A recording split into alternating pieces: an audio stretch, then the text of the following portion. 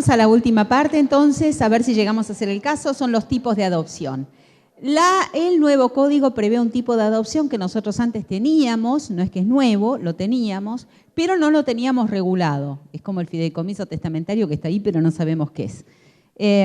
Tenemos la adopción plena, la adopción simple y la de integración. Ahora, no pretendamos que estamos hablando en los mismos términos que en el antiguo código, porque ni la plena, ni la simple, ni la de integración tienen las mismas características, son tipos nuevos. La característica fundamental que preside estos tres tipos de adopción es que los tres son abiertos, son de naturaleza abierta o pueden hipotéticamente serlo. Muy bien. Dice el artículo 620, que define cada uno de los tres tipos, dice: concepto de adopción plena, confiere al adoptado la condición de hijo y extingue los vínculos jurídicos con la familia de origen, con la excepción de que subsisten los impedimentos matrimoniales. Como les dije siempre, queridos amigos y colegas, cuando el código dice una frase terminante, no le crean. Son como las mujeres que dicen que no cuando quieren decir sí. ¿No es cierto? Bueno, entonces es terminante, extingue los vínculos de origen, pero dice tímidamente, como dicen también las mujeres, pero, cuando la mujer dice pero, es porque va a decir una cosa que va a desnaturalizar totalmente la primera frase. Entonces dice, pero el adoptado tiene en la familia adoptiva los mismos derechos y obligaciones de todo hijo. Ya van a ver que cuando el código habla de adopción plena, no habla de adopción plena, habla de una adopción abierta, que eventualmente podría incluso mantener vigentes algunos de los vínculos de origen. De modo que cuando ahí hace esa afirmación general, no le crean. Después dice, la adopción simple confiere el estado de hijo al adoptado, pero no crea vínculos jurídicos con los parientes ni con el cónyuge del adoptante, y ahí viene el pero, que acá sí está, excepto lo dispuesto en este código. O sea, tampoco le crean. En líneas generales, si quieren, debería decir, en líneas generales se confiere estado de... ¿Por qué el código ha redactado así? ¿Por qué el código hace afirmaciones taxativas que después exceptúa? Yo no lo sé. No sé si es que hubo varias manos y entonces la primera mano fue dura y las manos ulteriores modificaron o suavizaron, o si es que quiere ganar el favor y la adhesión de quienes tienen una tesitura dura para después hacer una afirmación fuerte, diciendo, interrumpe los vínculos con la familia de origen, y después no los interrumpe nada. Pero entonces los que a lo mejor algún desprevenido que lee ese artículo dice, ah, no, sí, interrumpe los vínculos con la familia de origen. Después nada. Pero no sé por qué regula así. Pero ya hemos visto varios artículos en este mismo trabajo que hicimos hoy sobre el código, hemos visto varios artículos que tienen el mismo esquema regulatorio. Interrumpe, prohíbese, etcétera, etcétera, etcétera, y después, bueno, no, veámoslo. Bueno, muy bien. La adopción de integración se configura cuando se adopta al hijo del cónyuge o del conviviente y genera los efectos previstos en el artículo 4, en la sección 4 de este código. ¿Qué quiere decir la adopción plena del conviviente? Tenemos el mismo problema de antes. La adopción plena del conviviente, no sabemos si es del unido convivencial, que tiene 2 años de convivencia, que tiene una unión exclusiva, permanente, pública y notoria con un proyecto de vida en común, o si es el mero conviviente, que no reúne estos requisitos. En general, el código, cuando se refiere al conviviente, utiliza la acepción amplia del término. Esto nos lo explicó Nora Lloveras, que es en realidad... ha participado en la comisión, en la subcomisión que redactó la parte de régimen del matrimonio y de las uniones convivenciales. Si estuviéramos a lo que dice Nora Lloveras, cabría la interpretación amplia. Yo insisto, en materia de adopción, debido a que existe un principio de estabilidad en la protección del niño, sería preferible una interpretación restrictiva, sobre todo cuando se trata de la adopción de integración. ¿Y por qué sobre todo cuando se trata de la adopción de integración? Porque es la única revocable. Entonces, la adopción de integración plena en la medida en que es revocable, antes de concederla yo lo pensaría 2 veces y le pondría más requisitos, porque es muy traumática la revocación. Entonces, para un hijo, haber sido hijo y que el Estado le diga, el juez le diga, dejás de serlo, dejás de ser hijo de tal, es una frase un poco dura. Entonces, antes de tener que pasar por ese extremo, yo aumentaría los requisitos en la interpretación todo lo que sea posible. Pero claro, ustedes como operadores jurídicos tendrán que tomar estas decisiones. el juez puede regular la extensión del parentesco. Esto quiere decir que distintos adoptados pueden tener distintos niveles de parentesco. Esto quiere decir que a partir de ahora yo mi parentesco no lo presento, mi parentesco adoptivo, todo lo demás parentesco sí, pero mi parentesco adoptivo ya no lo voy a poder acreditar exclusivamente con ¿cómo se llama? No, con las anotaciones marginales de las que a lo mejor me pida constancia el registro, sino que solo lo puedo acreditar con la sentencia, porque la sentencia me regula el parentesco en distintos rangos. Es decir, en el nuevo Código Civil no todos los hijos adoptivos van a tener los mismos parentescos. Por eso dije que es mentira que lo que decía el primer artículo de que se extingue. Veamos cómo dice. El juez otorga la adopción plena o simple según las circunstancias y atendiendo fundamentalmente al interés superior del niño. Eso ya estaba. Cuando sea más conveniente para el niño, niña o adolescente, a pedido de parte y por motivos fundados, el juez puede mantener subsistente el vínculo jurídico con uno o varios de sus parientes de familia de origen en la adopción plena. Entonces, ¿se acuerdan cuando les dije que el código dice una cosa pero después es otra? Bueno, el juez en la adopción plena puede mantener vigentes, de acuerdo con las circunstancias, en una resolución fundada, los vínculos con parientes de origen. ¿Quiere decir esto que un niño puede tener 3 progenitores? Sí, quiere decir que un niño puede tener 3 progenitores. Sí. También, no. Esa es una de las hipótesis que los redactores tuvieron en cuenta. Lo que te digo es que esa misma hipótesis te habilita otras más. Ahora yo iba a ir a ejemplos. Todavía no había llegado a la parte de ejemplos. Primero quería presentar la hipótesis, pero vos, como sos rápida, te adelantaste y ya viste lo que está claro. No solamente eso, sino con hermanos que ingresan en distintas familias. También es la hipótesis prevista. Es decir, excepcionar en virtud...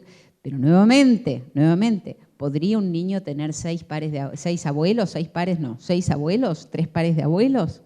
Sí, un niño podría tener 3 pares de abuelos. Bueno. ¿Es bueno o es malo? Depende del caso.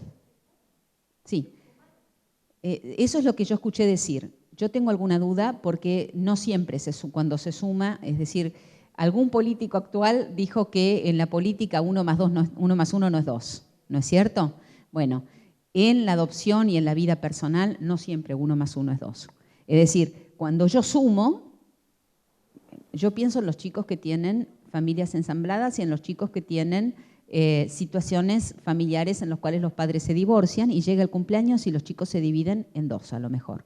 En 2, a veces sucede que en 3, si son familias ensambladas o lo que sea. Cuando el chico tiene más parientes, más obligaciones se generan y más parientes quieren tener vínculo con él. Y es complicado. Sí, para bien o para mal. A veces es bueno, a veces está buenísimo que el chico sea súper requerido. A veces el chico necesita tener una vida más tranquila, donde pueda tener tiempo para jugar y no tenga que andar pensando en, perdón lo que voy a decir, los mambos de los adultos, ¿no es cierto? De todos los que quisieron intervenir en la vida de él. A veces suma, a veces no, por eso digo, pero para eso está el peso, la espada de Damocles que pesa sobre las espaldas del juez. Porque el que toma esta decisión y el que carga con la decisión, porque bueno, ustedes me lo van a decir mejor que lo que yo puedo saber, porque las decisiones que yo he tomado en mi vida han sido escasas porque están limitadas a los casos que he podido atender y es verdad, yo las cargo de por vida. Yo a los chicos que he atendido indirectamente a través de sus padres me los cargo en la memoria y en el corazón de por vida, ¿no? Ahora, el juez se carga mucho más casos que yo.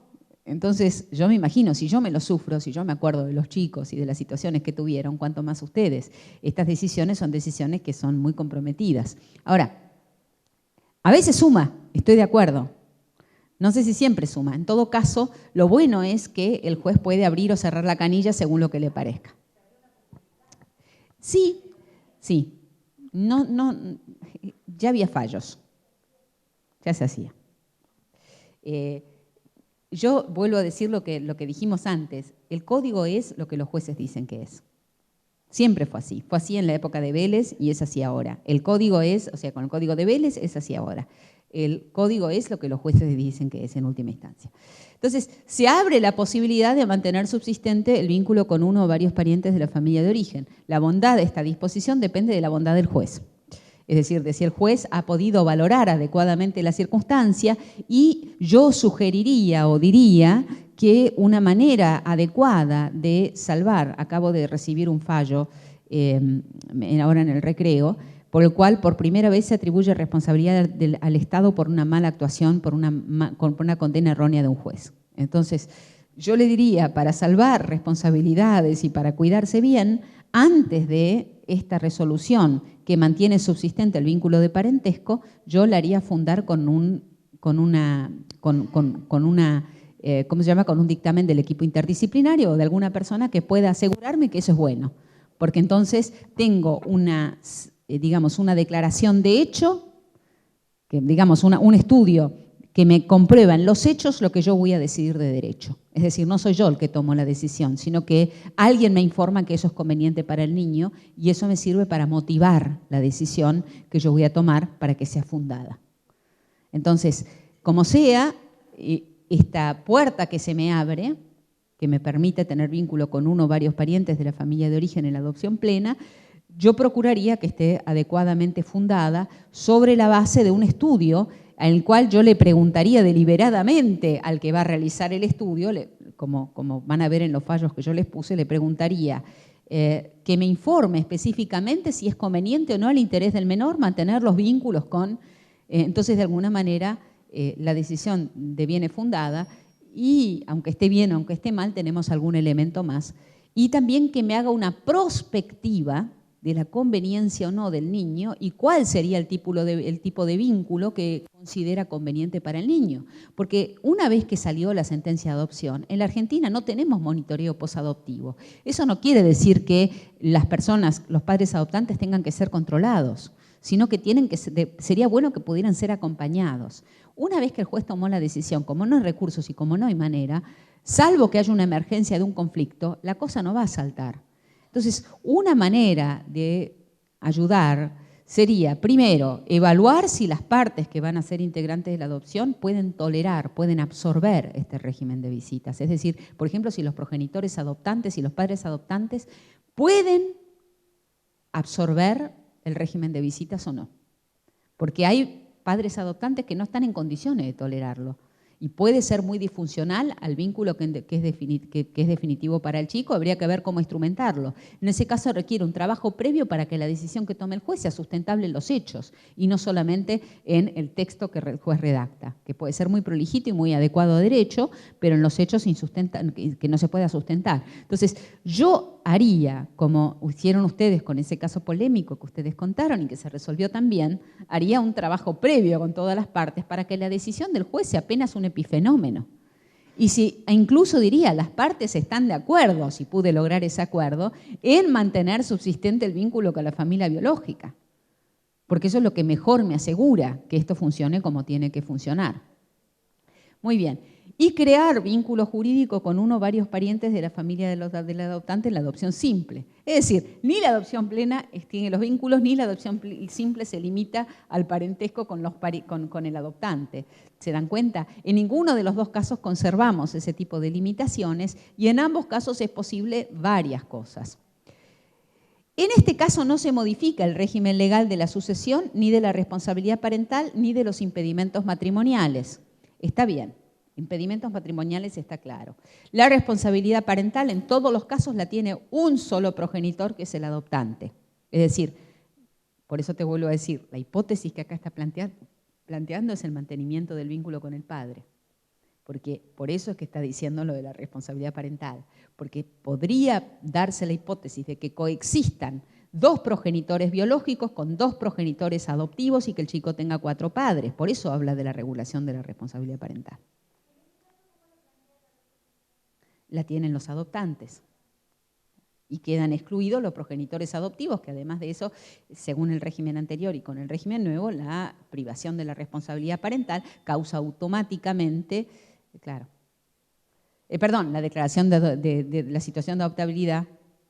Bueno, entonces, al revés, ni el régimen legal de la sucesión. Se supone que entonces el niño no va a tener derechos hereditarios de varios padres con independencia de lo que está regulado específicamente en la adopción simple, que ustedes recuerdan que los bienes dados gratuitamente por los padres biológicos a los niños adoptivos revierten, ¿se acuerdan? Bueno, muy bien, regulados en este caso para cada tipo de adopción. Conversión. A petición de parte, por razones fundadas, el juez puede convertir una adopción simple en una adopción plena. ¿Podrá convertirse una adopción plena en una adopción simple? El código no lo prevé determinadamente, deliberadamente, porque no lo quiere. Pero, dada la hipótesis de que la adopción de integración sea plena, antes de revocar la adopción de integración, en las hipótesis en que es revocable, yo preferiría convertirla capaz en simple. Es decir, no lo sé, pero bueno, es una alternativa posible. O podría haber una hipótesis en que una adopción plena a lo mejor sea más eficiente si se convierte en simple. No lo sé. Acá dice solamente admite la conversión de una simple en una plena, porque se supone que la plena es mejor que la simple. Hay que ver si en todos los casos se da la misma circunstancia. El nombre, el prenombre del adoptado, el prenombre del adoptado debe ser respetado excepcionalmente y por razones fundadas en las provisiones establecidas. Se puede agregar un nombre, bueno, dice, para el prenombre en general o en el uso de un prenombre con el cual el adoptado se siente identificado, el juez puede resolver la modificación del prenombre en el sentido en que se peticione. Está bien, eso no es muy importante. Se hace, pero no es lo sustancial. Principio de igualdad de todas las filiaciones. Dice el juez, fundamento entre el niño, sea más conveniente para el niño adolescente a pedido de parte y por motivos fundados, el juez puede mantener subsistente, esto ya lo habíamos dicho. Pautas para el otorgamiento de la adopción. La adopción plena se debe otorgar preferentemente cuando se trate de niños, niñas o adolescentes huérfanos de padre y madre que no tengan filiación establecida. También puede otorgarse la adopción plena en los supuestos de que haya, que el niño sea declarado en situación de adoptabilidad, cuando sean padres de hijos privados de responsabilidad parental, hijos de padres privados de responsabilidad parental, cuando los progenitores hayan manifestado su decisión, es decir, en todas las hipótesis que nosotros vimos antes. No sé cuándo entonces la simple, ¿por qué? El apellido, bueno, vamos a saltearlo y pasemos a la adopción simple. Regla de excepcionalidad de la adopción simple. Antes nos parecía que la plena era excepcional, pero como ven, la simple. El juez o tribunal, cuando sea más conveniente para el menor, a pedido de parte por motivos fundados, podrá otorgar la adopción simple. La adopción simple, como regla, los derechos y deberes que resultan del vínculo de origen no quedan extinguidos por la adopción. Sin embargo, la titularidad y el ejercicio de la responsabilidad parental pasan a los adoptantes. La familia de origen tiene derecho a la comunicación con el adoptado, excepto que sea contrario al interés superior del menor. Quiere decir que la regla es que esto no era así. La regla es que la familia de origen va a tener derecho a comunicación en la adopción simple. Es decir, cuando nosotros modulemos entre adopción simple y plena, tenemos que tener presente que si dictamos la adopción simple, hay un derecho de los progenitores, en principio los progenitores biológicos, a mantener el vínculo a través de un régimen de comunicación. El adoptado conserva el derecho de reclamar alimentos a su familia de origen. Quiere decir que la familia de origen es codeudora alimentaria del menor. Pensémoslo también cuando decretemos la adopción simple. ¿En qué situación colocamos a los progenitores que dan a su hijo en adopción? Porque hay personas que justamente los dan en adopción porque no pueden responder en materia alimentaria. Bueno, cuando los adoptantes no puedan proveérselos, es decir, si el adoptante alega, si el adoptante es pobre, entonces el adoptante puede pedir la colaboración de la familia de origen.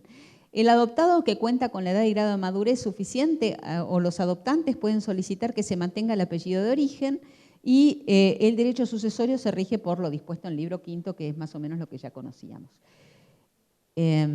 Muy bien. Puede haber una acción de filiación que ya estaba prevista en la versión anterior, ¿no es cierto?, en el Código Civil de Vélez. Ninguna de estas situaciones alterará los efectos de la adopción, ya lo sabemos. La adopción simple siempre fue revocable. Eso ya lo sabíamos también en el Código anterior, y entonces era, en el Código anterior, por haber incurrido el adoptante en indignidad en los supuestos previstos en este Código para impedir la sucesión, se mantiene, por haberse negado los alimentos sin causa justificada, acá es por petición justificada del adoptado mayor de edad, que también se compatibiliza por acuerdo del adoptante y el adoptado mayor de edad manifestado judicialmente, también esto ya estaba. La revocación extingue la adopción desde que la sentencia queda firme, etcétera, etcétera. Revocada la adopción, el adoptado pierde el apellido de la adopción.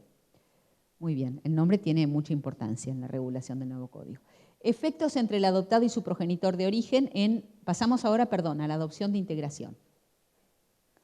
Entonces, efectos entre el adoptado y su progenitor de origen. La adopción de integración siempre mantiene el vínculo filiatorio y todos sus efectos entre el adoptado y el progenitor de origen, cónyuge o conviviente del adoptante. Vale decir que la hipótesis que se prevé en la adopción de integración en realidad hay dos, o si quieren tres.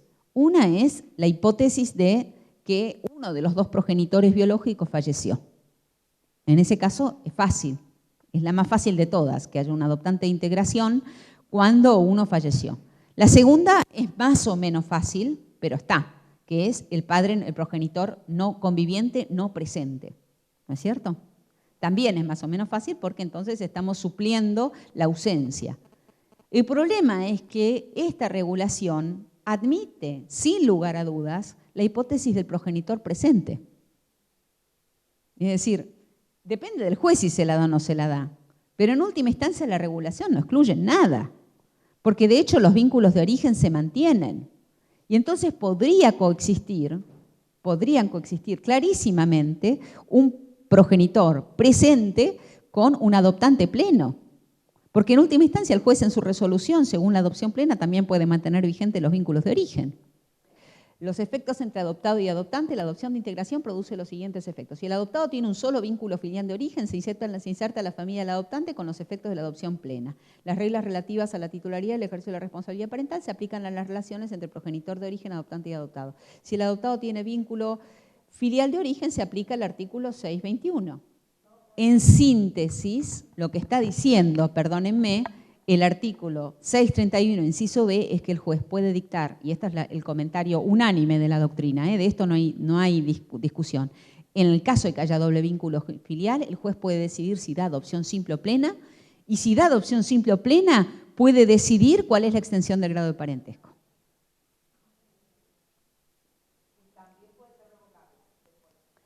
Si es simple es revocable porque la simple es revocable, pero ahora van a ver que la adopción de integración por definición es revocable, incluso la plena.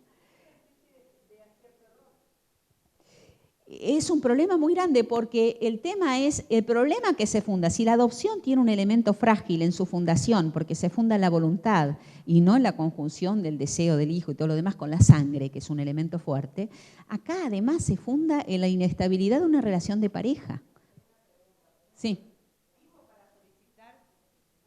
Quiere decir que no tiene que haber ningún motivo para solicitar la adopción el cónyuge o el conviviente de uno de los progenitores. Quiere decir que, por ejemplo, yo me separo de mi marido, mis hijos se van a vivir con mi marido empieza una convivencia o se casa con otra mujer y la otra mujer quiere adoptar mis hijos y el juez decide que le adopte a mis hijos.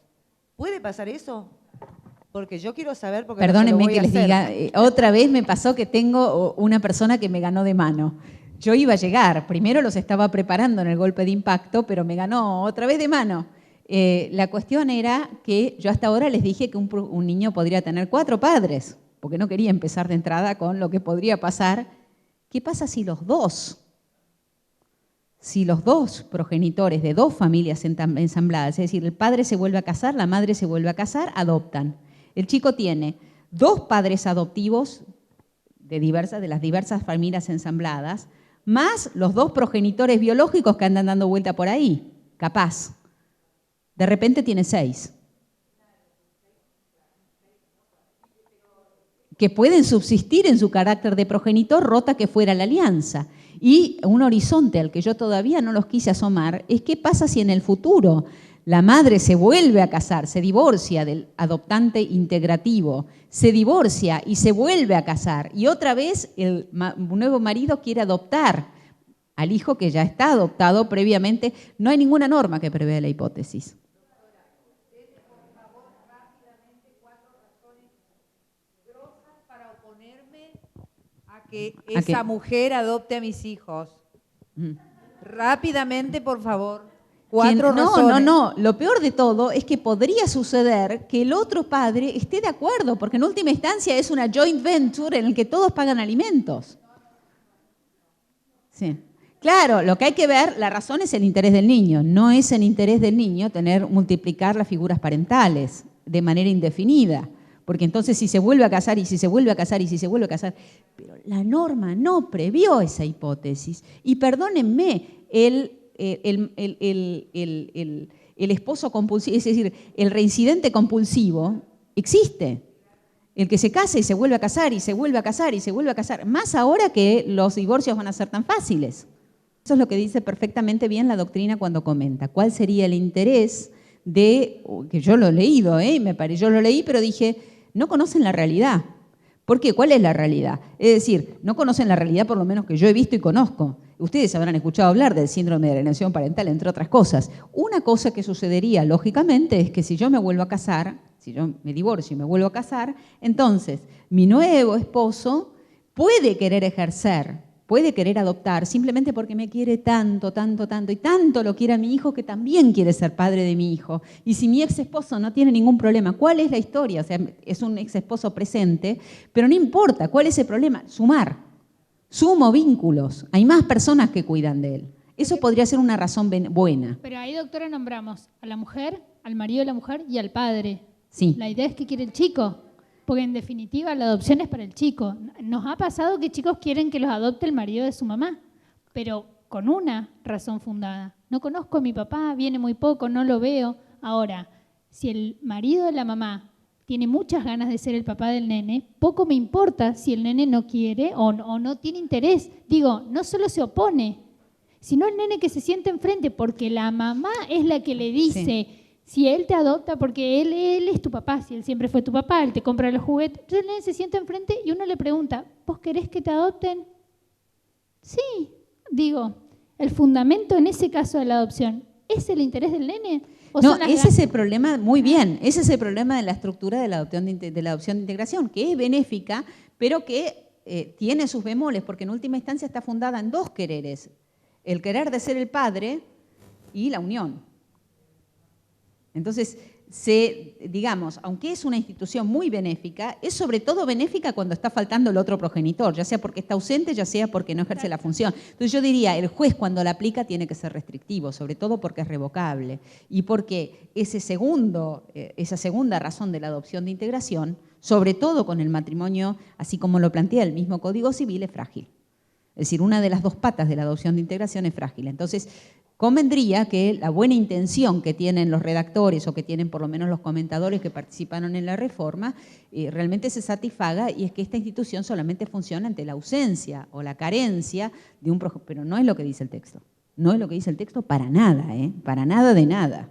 Entonces, yo lo que estoy pensando es lo siguiente. ¿Qué pasa si la madre, que estaba insinuado en tu pregunta, si la madre tiene síndrome de alienación parental?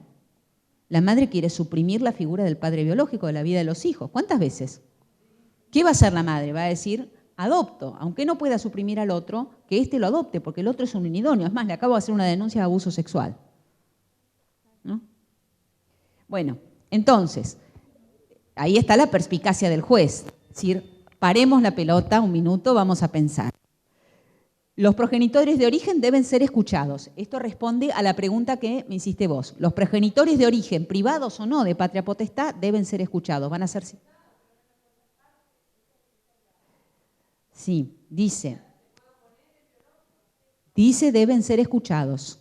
No dice se pueden. Ahora vamos a ver cómo sigue. El adoptante no requiere estar previamente inscrito en el registro de adoptantes, no se aplican las prohibiciones en materia de guarda de hecho, no se exige declaración judicial de situación de adoptabilidad, no se exige previa guarda con fines, no rige el registro relativo a las necesidades afectivas, materiales, etcétera, etcétera.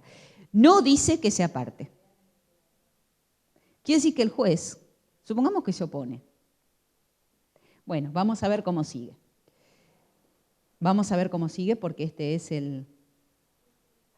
Revocación de la adopción. La adopción de integración es revocable por las mismas causales previstas por la adopción simple, se haya otorgado con carácter pleno simple.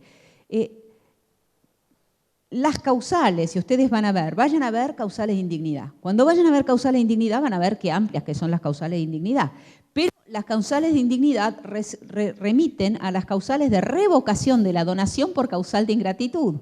Y cuando vayan ustedes a las causales de revocación de la donación por ingratitud, van a encontrar las benditas injurias graves.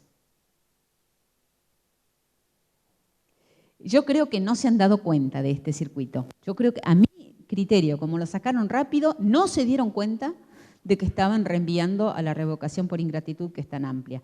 Si se dieron cuenta, la verdad me parte el alma. Estos casos que ustedes vieron subidos se los pedí a un amigo mío, que es, digo yo amigo mío, mucho decir, es una persona que estimo mucho y aprecio, que es Marcelo Molina, es un juez del Tribunal número 5 de Rosario, seguramente lo escucharon nombrar o si no, se los presento. Es escribe los relatos que más le impactaron y entonces la prosa de los fallos es muy sentida, por eso lo traje a propósito, pero además de eso tiene una vivencia de la adopción que a mí me interesaba particularmente. Los 3 casos que ustedes tienen cargados en la red son 3 casos polémicos que tienen que ver, uno con la separación de hermanos. En un fallo él decide la separación de hermanos, que sé yo, lo hablé con él en su momento, después se tomó una serie de decisiones y se elaboró el fallo en el cual se decidía la separación de hermanos. Un segundo caso tiene que ver con la guarda de hecho por entrega directa, que él termina convalidando, a pesar de que él es contrario a eso, lo termina convalidando, que es un caso también enrevesado, porque es una familia sustituta, solidaria la llaman allá, en la cual, si yo no recuerdo mal, se le entrega la misma mujer que está ejerciendo el carácter de familia sustituta, termina dando la criatura. Primero con unas visitas y después definitivamente. Bueno, y la tercera, o era un hogar, no me acuerdo. Y el tercer caso, que es el que vamos a ver ahora, que es el fallo Bravo, es un fallo que fue muy importante, que es de 2012, fue muy importante en Rosario por la razón de que este fallo fue el que estableció, por un lado, el proceso para la declaración de adoptabilidad y, por otro lado, también estableció la modalidad de relación entre los organismos administrativos y el juzgado. Este caso es un caso enormemente polémico. ¿Por qué? Porque pasa lo siguiente. Comienza con una denuncia de malos tratos de la madre hacia el padre. El padre reincide en la delincuencia periódicamente y la madre, entonces, cuando empiezan los malos tratos, se autoexcluye del hogar a través de una medida judicial y van a vivir un hogar. El padre le pierde el rastro a los chicos, tampoco se interesa en averiguar por un tiempo determinado y después, en algún momento, averigua dónde están los chicos, pero su presencia es muy esporádica. Por supuesto no pasa alimentos, no pasa nada, ¿no es cierto? La madre tiene, los dos tienen HIV, los dos progenitores tienen HIV, la madre tiene una enfermedad galopante y fallece poco tiempo después. El padre va a visitar alguna vez a los niños mientras la madre está en el hospital, pero no se hace cargo de los niños, simplemente los va a visitar y promete y pide cuidarlos, pero dice que, pero va y viene, o sea, va a hacer la visita al hospital, qué sé yo, y después se va. Dice que va a pedir que venga la familia ampliada, después ustedes ya lo van a leer, pero la familia ampliada nunca llega, nunca la van a visitar, los chicos van a parar a un hogar.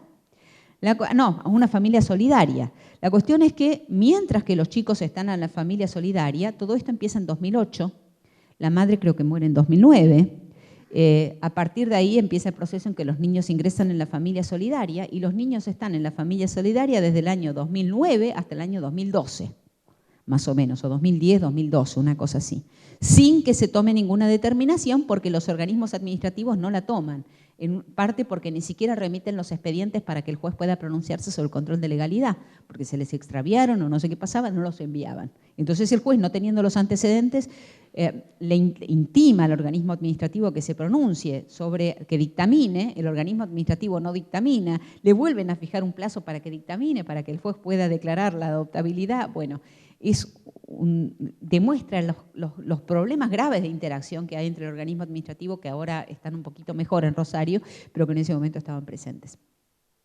La cuestión es que el padre, acá está la manito, que tenía que prestar atención a la manito, me dijeron.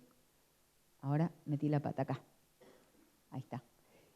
La cuestión es que están con la familia solidaria estoy buscando lo que yo había resaltado, por eso es que estoy avanzando. Acá está. Esta es la Beatriz Luisa Giannicelli, que no importa el nombre porque no tiene importancia, es la abogada, en su carácter en representación de los señores que tienen la familia sustituta a cargo de los niños. Señala que el progenitor se hallaría alojado a disposición del juez de primera instancia en el distrito en lo penal, es decir, el padre está encarcelado, y se informa finalmente al juzgado que el padre está en la cárcel. Entonces empieza el proceso de... En ese momento había que declarar la adoptabilidad y el padre tenía que estar presente en la audiencia en la cual se iba a dirimir, la audiencia de vista de causa, en donde se iba a dirimir, que es el procedimiento que existe en Rosario, se iba a dirimir la situación de adoptabilidad, y entonces el abogado del señor le avisa al señor que va a estar la audiencia de vista de causa para que en la cárcel, en el servicio penitenciario, le permitan asistir a la audiencia. El señor no comparece. Entonces se celebra la audiencia de vista de causa y se declara el estado de adoptabilidad. Este hombre entonces apela el estado de adoptabilidad. Bueno, a ver, ¿ven? El señor Bravo formula la demanda de oposición a la declaración del estado de adoptabilidad, ofrece prueba documental, etcétera, etcétera, dice que no le avisaron en el juzgado. Cuando el juzgado averigua con el servicio penitenciario asevera que sí, que fue notificado en fecha correcta y que el señor no compareció. Bueno. Sigue la historia, fue contestada, ofrece prueba, etcétera, etcétera, etcétera, sigue, y en algún momento entonces se declara la adoptabilidad, el niño queda con la familia sustituta y entonces en el juzgado se fija un régimen de visita provisional para ver si se puede, en realidad antes de que se declare la situación de adoptabilidad, se había fijado un régimen de visitas con el progenitor. Después de la situación de adoptabilidad se sigue manteniendo el régimen de visitas con el progenitor y el progenitor concurre esporádicamente a las visitas en momentos con continuidad, en momentos sin continuidad, y acusa permanentemente de que se lo está discriminando porque él es pobre. Es decir, las visitas, me salté algo por apuro porque veo que se me viene la hora encima y no alcanzo a decir lo que quiero decir. Lo que tengo que decirles es que sale de la cárcel antes del régimen de visitas. Sale de la cárcel, se le fija un régimen de visitas al que él empieza a concurrir esporádicamente. Me fui de largo. Entonces, sale de la cárcel, tiene un régimen de visitas que se celebra el régimen de visitas bajo supervisión en el equipo interdisciplinario del juzgado. Obviamente es una situación espantosa. Como ustedes saben, la relación entre los hijos y el padre es horrible cuando está bajo observación, porque el padre se siente observado, los hijos se sienten amenazados, los chicos durante las visitas dicen que él es malo, que no quieren ir, que qué sé yo, pero después cuando están en las visitas un poco más se sueltan, a veces se escapan y vuelven con la familia sustituta, etcétera, etcétera, y el padre empieza, eventualmente falta. El padre había conseguido la asignación universal por hijo, a pesar de que los hijos no convivían con él, y se quejaba ante el juzgado que no podía obtener un crédito para la construcción de su vivienda porque los hijos no estaban con él. Motivación económica que muchas veces está. Entonces, en el medio, bueno, entonces están todas estas disfuncionalidades, pero el padre permanentemente mantiene, y lo mantuvo desde el principio hasta el final, su vocación de tener la guarda de los chicos. Y la pide sistemáticamente, la pide una y otra vez. Y dice que lo están discriminando porque él es pobre y porque la familia sustituta es rica, y entonces él no tiene medios para defenderse, que por eso no pudo estar en la audiencia de vista de causa. En el interín el padre forma una nueva pareja y tiene un nuevo hijo. Vive en situaciones relativamente precarias, pero finalmente conforma esta nueva relación y eventualmente en algún punto se le permite salir con los chicos. En algún momento se le permite salir los fines de semana y el padre cumple con las visitas de fin de semana completo, pero después otra vez las cosas vuelven a que él empieza a faltar, dice que está enfermo, dice que no puede y después vuelve a recuperar la relación. Bueno, acá está, que yo ya les conté todo. La familia Bravo vivió en una pensión mudándose, ya se los conté. Bueno, ven, aseveró la dirección provincial que el señor Bravo vio a sus hijos solo 2 veces en 6 meses, presentándose luego ante esa repartición, pero nuevas problemáticas con su nueva pareja, volvió luego en 2009. La situación es que en este juicio lo que hay que decidir es si el señor que sigue manteniendo, que quiere adoptar, que quiere retomar la guarda, si a pesar de este deseo de este señor, debe darse a los niños en adopción. Lo cierto es que, ya les digo, el vínculo se mantiene ininterrumpido. En algún momento sucede una cosa que rompe todos los esquemas, que es que la familia sustituta, que después se convierte en pretensa adoptante, acusa al señor Bravo de abuso sexual. Es lo difícil que haya sido un relato puesto por adultos, ¿no es cierto? Porque además, según está relatado allí, es un lenguaje que podría ser perfectamente de niños, pero no se condice con el resto del relato que hay en torno a la relación de este hombre con los chicos, o sea, es una extrapolación. Y entonces uno no sabe si es una de esas falsas denuncias para configurar una situación de hecho o si es una denuncia real. El caso es que eso desbalancea todo porque entonces inicia el proceso penal paralelamente. Bueno, el fallo Bravo, en síntesis, lo que decide el fallo Bravo es dar a los niños en guarda preadoptiva a la familia sustituta y posteriormente los niños fueron adoptados por esta familia, ¿no es cierto? Y se mantiene un régimen de comunicación, pero no se mantiene subsistente el vínculo biológico cuando se decreta la adopción. O sea, se decreta una adopción plena, no se mantiene subsistente, pero se permite eventualmente en el futuro un régimen de comunicación. Eso creo que no está en este fallo. La pregunta era, y sabemos que los horarios ya sé cómo son y todo lo demás, ¿cómo hubieran resuelto ustedes? ¿Y cómo resolveríamos con este nuevo código? ¿Daríamos la adopción plena dejando subsistente el vínculo biológico? ¿O la inestabilidad relacional de este hombre nos motivaría a decir es preferible abortar el vínculo biológico, cortarlo de raíz y dar un régimen de comunicación? ¿O directamente decir se interrumpe toda comunicación? ¿O dar una adopción simple? ¿Qué hubieran hecho? Me parece que el fallo es muy satisfactorio.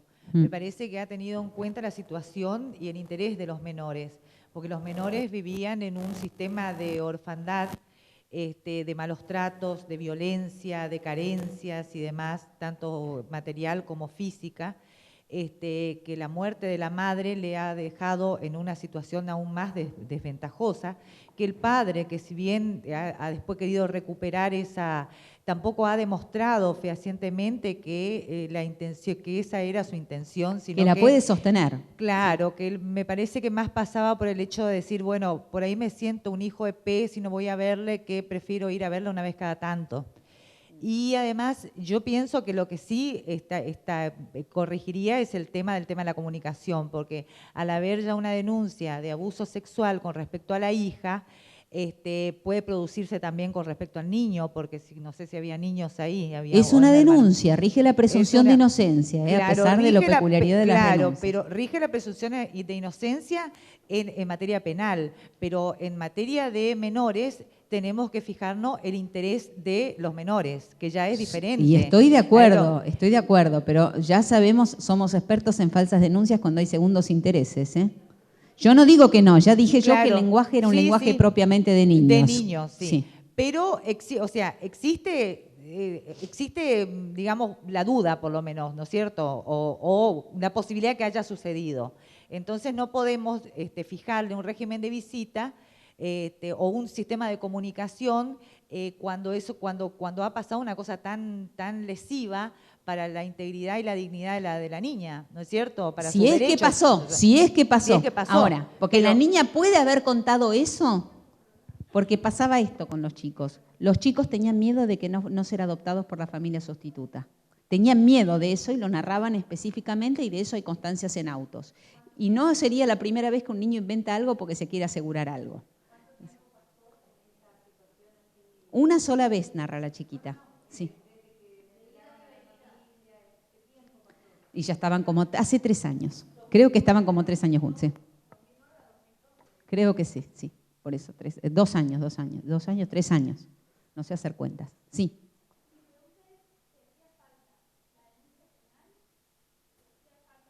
La voluntad de los chicos, la voluntad del niño era clara. El equipo interdisciplinario podía manifestar que no estaba siendo forzada ni... ¿Qué más necesito? para ¿Quién la más? adopción. Es el acento Porque- puesto. Muy bien dicho. Es justamente eso, otra vez se me han anticipado.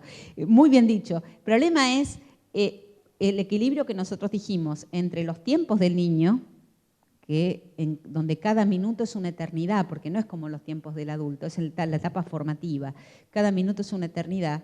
Y la tensión entre el deber de proteger la familia biológica y en la medida de lo posible salvarla y que la adopción sea una figura subsidiaria y el derecho del niño a criarse en una familia que tenga estabilidad suficiente para requerir sus necesidades. Pero si la mirada de la familia biológica es en pos del interés del niño de mantener su realidad biológica, si miro el interés del niño, no puedo mirar la voluntad del padre en este caso, no sé si me entiende. Desde el vamos, que lo ideal para el niño es la realidad biológica y tratar de mantenerse en una familia. Ahora, si la realidad de estos niños y su interés superior está en que lo que voluntariamente, lo que realmente su deseo es mantenerse en la familia en la que están, ¿por qué después tenemos que terminar evaluando si mienten, no mienten, si llegar a este extremo cuando es suficiente la voluntad expresa de un Yo creo niño? que es muy probable que, por eso, si la hipótesis que y no tímidamente, a lo mejor la chiquita fue abusada, pero además un hecho aislado de abuso es raro. Generalmente hay más de uno, pero bueno, no lo sé, puede ser. Si es así, si fuera así lo que yo imagino, que la chiquita cuenta algo, que tal vez ni siquiera fuera un relato inducido, sino que se lo imaginó ella, o lo cuenta ella, mi impresión es que en ese caso es porque no se le dio respuesta a tiempo a su necesidad de ser adoptada. La chiquita necesitaba una situación de estabilidad y nadie la estaba escuchando. Claro, Y lo decían a gritos, porque en las visitas los chiquitos salían y le decían, esto significa, encontrarme con papá significa que no me vas a adoptar. por eso digo, la familia biológica está mirada desde el interés del niño. Y Y si yo- el interés sí. del niño se modifica, la familia biológica. Y yo me pregunto, ¿qué hubiera pasado si a la inversa le hubieran dicho, mira, pase lo que pase, vos a papá lo vas a ver, pero nosotros te vamos a adoptar, pero además es bueno que mantengas el vínculo con papá. Entonces el chico baja presión, baja nervios, baja estrés y dice, listo, lo que yo necesito lo tengo, el resto veo si lo sostengo o no. Claro, claro. Pero la pregunta es, existe la duda si había o no había abuso. Y yo la duda la tengo que sostener, porque en ese sentido, una vez que llegué a esa instancia, que yo creo que fue por falta de contención, porque esto es lo que tienen los juzgados de familia que ustedes relataron tan magníficamente con el caso que trajeron. Es decir, cuando el juzgado funciona bien preventivamente, nosotros deberíamos trabajar mejor la función preventiva de la justicia. Creo que es un capítulo pendiente, es decir, cuando uno previene bien, que es lo que yo decía también con el tema del parentesco en la sentencia, es decir, hacer audiencias previas para que surja de un consenso. Cuando uno trabaja bien preventivamente, se evita un montón de conflictos futuros y genera paz en lugar de guerra. Pero bueno, ¿alguien más? Sí.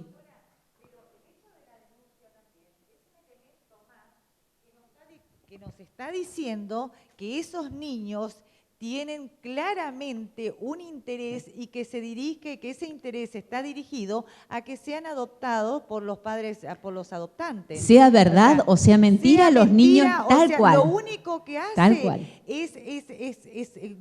es sostener más esa voluntad que ellos tienen y que es fuerte y que es lo que para donde está canalizado. Coincido en que eso es un testimonio que más allá de la veracidad o no, está hablando de además una situación de ruptura del vínculo filiatorio, una situación de hecho de ruptura del vínculo filiatorio de esos hijos con ese padre biológico. Porque están dispuestos a decir esa barbaridad con tal de ser adoptados. Si es que es mentira. Y si es que es verdad, peor todavía. No Sí. olvidemos, Sí. no olvidemos el origen de todo, ¿no? Esos niños participaron o supieron de una violencia del padre hacia la madre. No solamente eso, de que la madre se estaba muriendo y el padre no estaba. O sea, han sufrido un abandono terrible. Sí. Sí, me parece que el tema del contacto yo lo pretendería diferirlo a futuro, cuando Sí. la edad, la madurez, dejarlo ahí puesto, una expectativa. Pero a mí me parece que en este caso es como en el barco, primero los niños y las mujeres. Sí. Ellos no van a pagar los platos rotos desde que yo como padre fallé. ¿Qué va a hacer? Fallé. Sí. Fallé mucho, seguramente tengo otros intereses, por lo visto, no me está dando ningún tipo de situación para avanzar y bueno. Y los otros intereses, perdónenme que les diga, como ustedes lamentablemente ya lo habrán visto en la práctica, en algunos casos no son solamente afectivos. Es decir, el interés del padre de volver a veces tiene que ver con motivaciones económicas que son muy tristes. A todos nos ha pasado que tuvimos algún caso en el cual la madre vuelve porque hay asignación universal. Y tanto Que es muy buena la asignación universal, pero lamentablemente que no podemos ser ciegos. Sí. Y tanto dijo el padre y reiteró que lo discriminaban porque era pobre. Tal vez ese era su problema. Bueno, el padre, una de las cosas que me impresiona del caso, que después ustedes lo van a poder ver, es que recibió la asignación por hijo y esporádicamente a los chicos les traía regalos. Es Papá Noel, no es papá. Es decir, papá es el que cumple regularmente con la obligación alimentaria. Papá Noel es el que de vez en cuando aparece del aire, no interrumpe las visitas, sigue y el día que viene te trae regalos. Pero no es el que sostiene con contención a los chicos a lo largo del tiempo, ¿no? Eso yo creo que es otra situación a evaluar, si es que un padre que, digamos, no asume la obligación permanente de sostener a los chicos puede realmente asumir un vínculo permanente derivado de la relación. Y ahí tenemos que ver cómo regulamos con las visitas. Bueno, ¿alguien más? ¿Alguna cosa más para decir? Bueno, hubiera sido divertido esta parte ampliarla un poquitito más, pero creo que no podíamos, porque la parte de adopción en todo es demasiado densa, entonces había que desmenuzarla, valía la pena discutir los artículos y por supuesto hubiera sido lindísimo poder seguir discutiendo con ustedes, porque además no tengo más que agradecerles, porque ha sido una clase interesantísima para mí, yo he aprendido muchísimo hablando con ustedes, así que les agradezco de todo corazón. Bueno, que tengan buen fin de semana largo.